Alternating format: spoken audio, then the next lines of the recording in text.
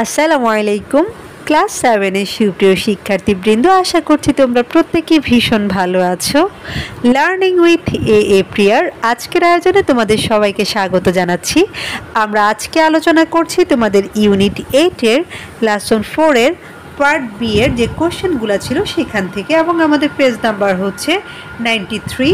এর আগের ভিডিওতে আমি এখানকার যে টেক্সটটা রয়েছে সেটা বিস্তারিত পড়ে শুনিয়েছি তোমাদেরকে। কারোর যদি এই ভিডিওটা বা এখানকার টেক্সটটা বোঝার প্রয়োজন বলে মনে হয় তাহলে প্লেলিস্টে গিয়ে দেখে নিতে পারো।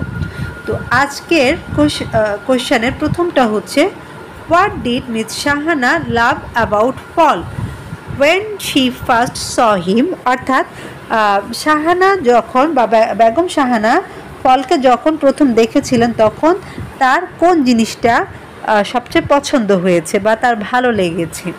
তো আনসারটা আমরা এইভাবে দিতে পারি যে she loved hearing foreigner speak in Bangla. অর্থাৎ একজন বিদেশি যে বাংলায় কথা বলছে এটা শুনতেই তার ভালো লাগলো। আমাদের 2 নম্বর প্রশ্নে বলছে, which 2 items of food did fall skip while having lunch? Skip মানে হচ্ছে এড়িয়ে যাওয়া, অর্থাৎ দুপুরের খাবার খাওয়ার সময় ফল কোন দুটো আইটেম এড়িয়ে গিয়েছিল? তো আমরা এখানে দেখেছি যে দেখো, হি liked the test of all those delicious items accept the dried fish ভর্তা।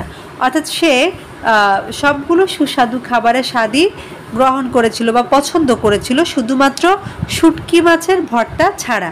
ড্রাইড ফিশ মানে হচ্ছে শুটকি মাছ।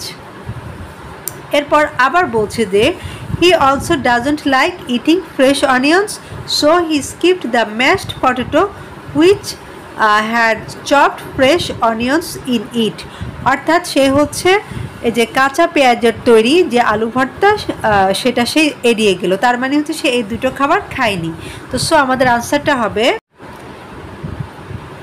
যে হি স্কিপড দ্য ড্রাইড ফিশ ভর্তা and the mashed potato with chopped fresh onions. অর্থাৎ সে হচ্ছে শুটকি মাছের ভর্তা আর কাঁচা পেঁয়াজ দিয়ে তৈরি যে আলু ভর্তা সেগুলো এড়িয়ে গেল। এই হচ্ছে আমাদের আনসার। তারপর 3 নম্বরে বলছে, what item of food did fall specially like? Specially মানে হচ্ছে বিশেষভাবে, অর্থাৎ ফল কোন খাবারটা বিশেষভাবে পছন্দ করেছে, মানে কোন খাবারটা তার সবচেয়ে বেশি ভালো লেগেছে? তো আমরা এখানে দেখেছিলাম, দেখো এখানে বলছে যে Fal became very fond of the dessert made of rice, gur, milk and coconut. অর্থাৎ এই যে চাল, গুড়, দুধ আর নারিকেলের তৈরি যে মিষ্টান্ন এটা তার খুব বেশি ভালো লেগেছিল বা এটা সে খুব বেশি পছন্দ করেছিল। সো আমাদের আনসারটা এইভাবে লিখবো আমরা যে he specially liked the dessert made of rice, gur, milk and, এখানে কোকোনাট শব্দটা আমার পুরোপুরি আসেনি, তোমরা একটু বই থেকে দেখে লিখে নিও কেমন। কোকো নাট NUT CO আমার এখানেও লেখার মতো ওরকম হচ্ছে না, আমি একটু বড় করে লিখে দিচ্ছি। হ্যাঁ, COCONUT কোকোনাট। ওকে, তারপর 4 নম্বর প্রশ্নে বলছে, what has Fal been eating for the last few weeks? অর্থাৎ গত কয়েক সপ্তাহ ধরে ফল কী খাচ্ছিল? Did he like eating them?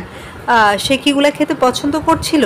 তো দেখো আমরা দেখলাম যে সে হচ্ছে এই যে সবজি আর ডিম ভাজি খেয়ে যাচ্ছিল, তাই না?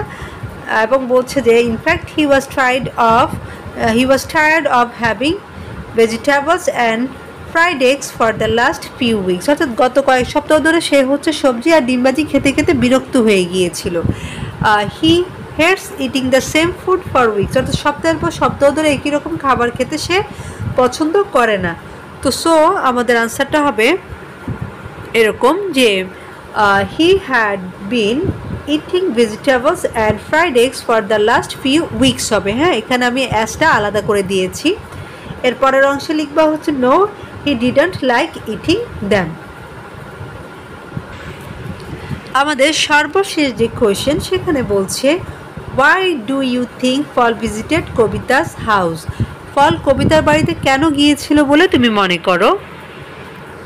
কারণটা হচ্ছে দেখো, he visited Kabita's house because she wanted, অথবা কবিতা লিখতে পারো এখানে শি এর পরিবর্তে, she wanted him to write something for her school magazine.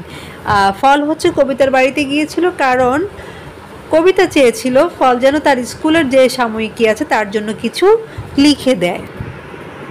এবং এই কথাটা হচ্ছে আমরা আমাদের এখানেই পেয়েছিলাম, ঠিক আছে। তো এই হচ্ছে আমাদের আজকের আলোচনাটা তোমাদের কেমন লেগেছে সেটা অবশ্যই কমেন্ট বক্সে জানাবে, আমি তোমাদের উত্তরের অপেক্ষায় থাকব। আর আলোচনাটা যদি তোমাদের ভালো লেগে থাকে তাহলে ফ্রেন্ডদের সাথে শেয়ার করবে, আর যারা চ্যানেলটাই নতুন তারা চ্যানেলটাকে সাবস্ক্রাইব করে নেবে। এই থাকলো তোমাদের সাথে আমার আজকের আলোচনা।